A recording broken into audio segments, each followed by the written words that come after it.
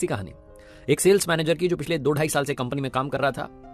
वो हर चीज के लिए ऊपर वाले का धन्यवाद करता था। उसको लगता था कि उसकी जो जॉब लगी है ऊपर वाली कृपा से लगी है। हर पल के लिए, हर क्षण के लिए, हर मोमेंट के लिए ऊपर वाले का थैंकफुल था। घर से निकलता था ऊपर वाले को प्रणाम करके वापस पहुंचता था, प्रणाम करता था, आपने मुझे पहुंचा दिया घर पर। हर चीज के लिए ऊपर वाले की कृपा मानता था। इतना स्पिरिचुअलिटी में यकीन रखता था। लेकिन कभी कभी उसके साथ में बुरा हो जाता था। उसे लगता था कि पता नहीं क्या चाहता है ऊपर वाला। 2-2.5 साल से की कंपनी में काम कर रहा था। तनख्वाह बढ़ी नहीं थी, सैलरी नहीं बढ़ रही थी। वो सोच रहा था कहीं और काम मिल जाए। उसे कहीं से एक बार पता चला था कि जॉब है वहां पर, और एक व्यक्ति का कॉल भी आया था कि मैं आपसे फाइनल इंटरव्यू के लिए कॉल करूंगा आपको। उसने डेट बता दी थी, टाइम उसने बताया नहीं था कि मैं आपको कॉल करता हूं। टाइम उसको पता नहीं था किस वक्त कॉल आएगा।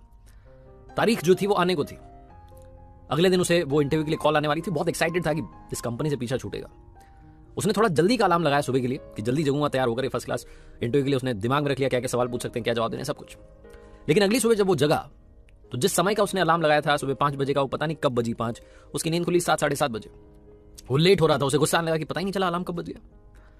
भागते दौड़ते उसने फटाफट से तैयारी की, नीचे पहुंचा बिल्डिंग के, बाइक स्टार्ट करने लगा। लेकिन बाइक स्टार्ट नहीं हो रही थी, खराब हो रही थी। बाइक खराब हो चुकी थी। गुस्से में बाइक को वहीं खड़ी करके स्टैंड पर निकल गया बाहर सड़क पर। ऑटो ढूंढने लगा, बड़ी मुश्किल से एक ऑटो मिला। ऑफिस पहुंचा तो लेट हो चुका था। बहुत गुस्से में था, जैसे काम कर रहा था। एक्साइटेड था कि बस वो कॉल आ जाए तो मेरी इस कंपनी से पीछा छूट जाए, मैं कहीं और काम करूं। लंच होने को आया लेकिन कॉल नहीं आया। लंच टाइम में ऑफिस की कैंटीन में पहुंचा। वो सुबह सुबह जल्दी निकला था तो टिफिन भूल गया था। कैंटीन में पहुंचा तो वहां पर ताला लगा था, कैंटीन बंद पड़ी थी। इसे और गुस्सा आ रहा था कि क्या दिन जा रहा है आज का, बेकार दिन है। कहीं से इसने सैंडविच ऑर्डर किया। खराब सा गंदा सा सैंडविच आया। आधा सा खाया, फिर इसने फेंक दिया। ये सोच रहा था ऊपर वाला क्या कर रहा है, आज तो मुझे ढंग से खाने को भी नहीं मिल रहा है। शाम में तकरीबन 5:30-6 बजे इसके पास में कॉल आई, उसी जॉब के लिए जिसके लिए तलाश कर रहा था, बहुत दिनों से एक्साइटेड था। इंटरव्यूअर जो था उसे सवाल पूछने लगा, बात होने लगी। बीच में अचानक से फोन डिस्कनेक्ट हुआ।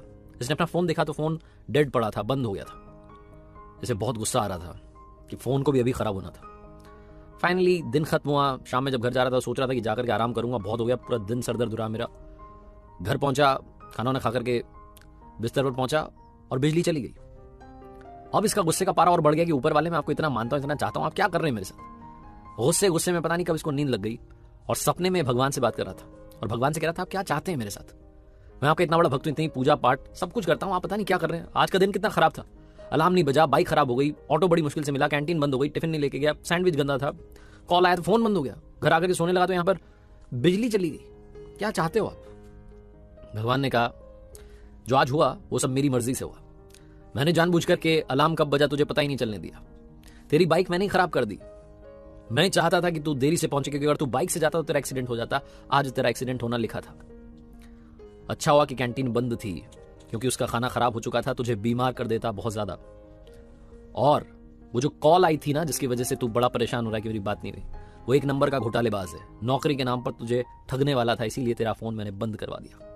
और ये जो बिजली चली गई, आज अगर बिजली आ रही होती तो तेरे घर में शॉर्ट सर्किट की वजह से आग लग जाती।